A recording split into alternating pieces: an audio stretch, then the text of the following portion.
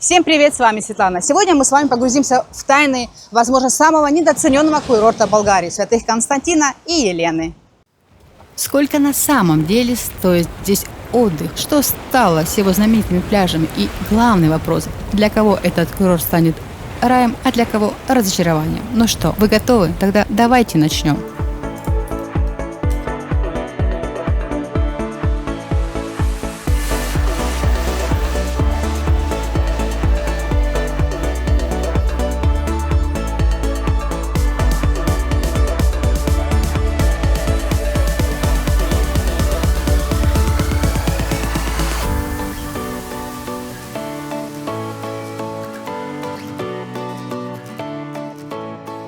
Курорт святых Константина и Елены. Кратко о главном. Факты, цифры и первый сюрприз. Курорт святых Константина и Елены – это не просто курорт, это живая история. Официально он был открыт в 1908 году, что делает его старейшим морским курортом Болгарии. Своим именем он обязан старинному монастырю XVI века, который и сегодня находится в самом его сердце. Ну вот вам и первый сюрприз. Несмотря на вековую историю, сегодня это один из самых быстро меняющихся и, скажем так, амбициозных курортов. А еще, именно в его акватории на глубине 22 метров лежит целый самолет Ту-154. Да-да, бывший борт номер 1 Болгарии, затопленный специально для дайверов. Вот такое необычное соседство истории и экстрима. Эти пушки стали одной из визитных карточек святых Константина и Елены. Когда лучше ехать? Сезон, погода и нюансы моря. Классический сезон здесь с середины июня по начало сентября. В июле и августе вас ждет пик сезона, максимальный прогрев воздуха и воды, но и максимальные цены. Сентябрь. Туристов меньше, жара спадает, а море все еще хранит летнее тепло. Что касается моря, в этом году на большинстве пляжей вход в воду очень комфортный, пологий, что идеально для семей с детьми. Сейчас мы с вами узнаем, какая температура воды в море на святых Константина и Елена сегодня. Так, ну где-то 30 секунд уже прошло. Так, 28,3. Но пока я дойду, она будет меньше. Так, температура воды 28,3 была, пока я дошла, уже 28,4. Подводный мир святых Константина и Елены. Есть ли жизнь под волнами? А что там под водой? Стоит ли вообще брать с собой маску на святой Константин и Елена? Здесь вас не ждут коралловые рифы и буйства тропических красок. Подводный мир здесь другой, сдержанный, но по-своему очаровательный. Если вы любитель снорклинга, то лучшие места для вас – это участки у бун, пирсов и каменистых насыпей, которые есть почти у каждого пляжа. Именно здесь, среди камней, обросших мидиями и водорослями, кипит своя, скрытая от глаз, жизнь. Как добраться? Самолет, автобус, своя машина. Добраться сюда проще простого. Ближайший аэропорт в Варне всего в 15-20 минутах езды на такси или трансфере. Из самой Варны на курорт регулярно ходит городской автобус номер 31А. Дешево и удобно. Если вы на своей машине, готовьтесь к местной специфике парковки. Цена 3 лева в час на уличных парковках или 15-20 левов в сутки на организованных стоянках. Оплатить можно через паркомат или отправив смс с номером вашего авто на короткий номер, указанный на знаке. И вот тут нас ждал интересный момент. Даже в разгар сезона платные парковки полупустые. То ли цены отпугивают, то ли туристов в целом стало меньше. Эту загадку мы еще попробуем разгадать.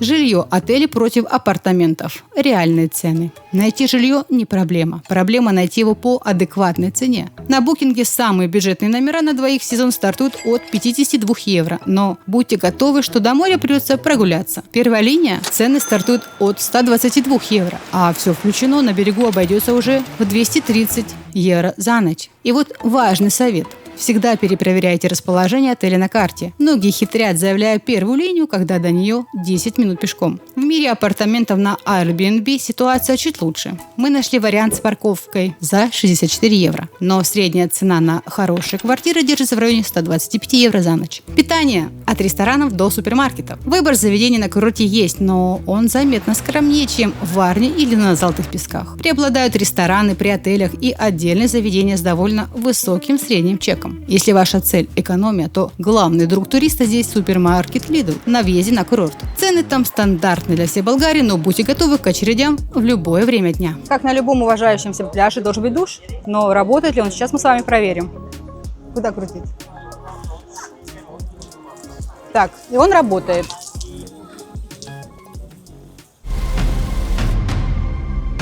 Битва пляжей. Кто победитель в этом сезоне? А теперь поговорим о пляжах. Мы посмотрим на ключевые точки побережья Святых Константина и Елены и решим, где же лучше всего провести день у моря в этом году. Пляж Южный. Спуск сюда по широкой, но обветшалой лестнице. Когда-то популярное место, а сегодня дикий пляж с атмосферой запустения. Инфраструктуры нет, бассейн разрушен, а рядом возвышается заброшенный отель. Сравнивая с кадрами 5-летней давности, разница колоссальная. Далее рассмотрим пляжи с платным комфортом. Пляж Аквахаус. У термального комплекса свои правила. Здесь аренда лежака или зонта обойдется вам в 10 левов. Это плата за близость к спа-инфраструктуре. Центральный пляж курорта. Именно он стал для нас главным открытием. Здесь очень просторно, есть огромная ухоженная бесплатная зона, а стоящая прямо на песке палатка – лучшее доказательство свободы, которое здесь еще осталось. И, наконец, пляж «Солнечный день». Здесь действует стандарт голубого флага. Цена за шезлонг или зонт 8 левов. Для ценителей особого комфорта есть шатры за 100 левов. Так кто же победитель? В сегодняшних реалиях дорогого курорта, на наш взгляд, побеждает не роскошь, а ценность. Победитель – центральный пляж. Он предлагает лучшее, что может дать курорт. Много свободного места на чистом берегу моря, не требуя за это ни лева. Это самый честный и универсальный выбор для большинства отдыхающих. Развлечения и досуг. Чем заняться, кроме пляжа? Что делать, если пляж надоел? Во-первых, термы. Аквахаус, Thermal and Beach – это 14 бассейнов с минеральной водой прямо на берегу моря. Целый день релакса обойдется в 65 левов на человека в выходной. Это визитная карточка курорта. Во-вторых, экстрим. Тот самый затопленный самолет Ту-154. Уникальная локация для сертифицированных дайверов. В-третьих, духовность и история. Обязательно прогуляйтесь к монастырю Святых Константина и Елены и к огромному белому кресту на Буне, откуда открывается потрясающий вид. Ну и классика. Банан за 30 левов, водный мотоцикл за 80. Скучать не придется, но ночную жизнь с клубами, как на Золотых песках, здесь не ищите. Этот курорт про другой отдых. Секретные места. Находка за кадром. Гуляя между пляжами, мы наткнулись на совершенно мистическое место. Целая площадка, уставленная десятками каменных башенок-пирамидок. Кто их строит, зачем, неизвестно. Просто чье-то творчество, ставшее локальной достопримечательностью. Если найдете, обязательно добавьте свой камушек. Курорт за последние годы как изменился Святых Константина и Елены. Курорт меняется на глазах. Старые парки уступают место новым отелям. Та былая атмосфера утопающего в зелени курорта понемногу исчезает, сменяясь глянцем. С одной стороны появилось много люксовых мест, с другой мы видим и обратную сторону медали. Заброшенные отели на первой линии и полупустые пляжи. Курорт явно переживает трансформацию. Цены на отдых. 3 бюджета для двоих. Сколько реально нужно на неделю отдыха на двоих в Святых Константине и Елене? Мы подготовили 3 разных варианта, 3 разных бюджета. Найдите свой. Вариант первый. Для тех, кто умеет считать деньги и понимает, что главное на курорте – это море и природа, а не стены отеля. Философия. Максимум впечатлений за минимум средств. Жилье. Бронируем заранее апартаменты на Airbnb, не на первой линии. Наша находка – 65 евро в сутки, за неделю 455 евро. Питание. Основа. Закупка в Lidl и самостоятельная готовка. Позволяем себе пару раз пообедать в недорогом кафе. Бюджет 30 евро в день. Итого 210 евро. Пляж и досуг. Ходим на бесплатную зону центрального пляжа. Никаких платных шезлонгов. Развлечения, прогулки, монастырь, купание. Заложим 100 евро на кофе, мороженое и мелкие радости. Итого на двоих примерно 865 евро. Это цена за возможность пожить неделю на легендарном курорте, будучи умнее системы. Вариант второй. Для тех, кто хочет комфорта, но не готов переплачивать за излишнюю роскошь. Философия. Наслаждаться отдыхом, не заглядывая в кошелек каждые 5 минут. Жилье. Хороший отель с завтраками или просторные апартаменты в 10 минутах от моря. Средняя цена, которую мы видим, 120 евро в сутки. За неделю 840 евро. Питание. Завтрак в отеле. Обед в пляжном кафе, ужин в хорошем ресторане. Бюджет 80-90 евро в день. Итого 630 евро. Пляж и досуг. Мы можем позволить себе комфорт. Шезлонг и зонт каждый день около 20 евро. Плюс поход в аквахаус на двоих около 65 евро. И пара небольших развлечений. Всего на досуг 300 евро. Итого на двоих примерно 1770 евро. Это цена полноценного, комфортного и беззаботного отпуска. Вариант третий. Для тех, кто не ищет компромиссов. Философия. Если уже отдыхать, то ни в чем себе не отказывать. Жилье. 5-звездочный отель на первой линии, возможно, все включено. Или вилла с собственным бассейном. Цены здесь от 250 до 300 евро в сутки. Возьмем по минимуму. Итого 1750 евро. Питание. Даже если у вас all-inclusive, вы захотите поужинать в лучших ресторанах курорта. 4-5 таких ужинов и ланчи, еще 700 евро. Пляж и досуг. Никаких шезлонгов, только шатры. от 50 евро в день. Водные, мотоциклы, прогулка на яхте, ежедневные спа-процедуры. Бюджет на развлечения здесь ограничен только вашей фантазией. Заложим скромные 1000 евро. Итого на двоих от 3500 евро и до бесконечности. Это цена за возможность почувствовать себя резидентом, а не туристом, и получить от курорта максимум того, что он может предложить. Вывод. Курорт Святых Константина и Елены гибок. Он может быть и относительно доступным, если вы готовы к планированию, и безгранично дорогим. Выбирайте свой вариант и знайте точную цену вашего отдыха. Святых Константина и Елена против других курортов. Чтобы понять, что такое курорт Святых Константина и Елены, его нужно не просто сравнить с другими, а противопоставить. Святых Константина и Елена против Золотых Песков. Представьте себе Золотые Пески. Это вечный карнавал, пульсирующий неоном и музыкой до рассвета. Это энергия, которая бьет через край. Святой Константин и Елена смотрят на это с вежливым недоумением. Он антипод. Если Золотые Пески – это спринтерский забег на всю ночь, то Святых Константина и Елена – это марафонская дистанция в тени кипарисов. Курорт Святых Константина и Елены против Солнечного берега. Ключевое слово – масштаб. Солнечный берег – это гигантский мегаполис отдыха, самый большой и многолюдный. Курорт Святых Константина и Елены – это бутиковый курорт со своим узнаваемым лицом и более однородной аудиторией. Святые Константин и Елена против Варны. И, наконец, сама Варна. Это настоящий город, шумный, живой, демократичный, с городскими пляжами, где жизнь кипит и смешивается. Выбор между ними – это не выбор лучшего или худшего. Это ответ на вопрос, какой философии отдыха придерживаетесь вы прямо сейчас. Недвижимость. Квадратный метр статуса. Для тех, кто всерьез рассматривает покупку Святых Константине и Елене, ситуация на рынке сегодня выглядит так. Главный фактор, который нужно понимать – земля под застройку здесь практически заканчивается. Предложение ограничено, а спрос со стороны состоятельных покупателей остается стабильно высоким. Эта формула «мало товара, много желающих» привела к взрывному росту цен. За последние 2 года стоимость квадратного метра здесь увеличилась вдвое. А теперь к конкретным цифрам. Цены на однокомнатные квартиры стартуют от 86 тысяч евро. Самый востребованный формат – апартаменты с одной спальней или, как здесь говорят, двухкомнатные. Стартовая цена от 110 тысяч евро. Однако нужно понимать, что средняя цена на качественный ликвидный вариант держится в районе 195 тысяч евро. Какой из этого вывод для покупателя? Это рынок для инвесторов с серьезным капиталом, а не для эмоциональных покупок. Дачи у моря.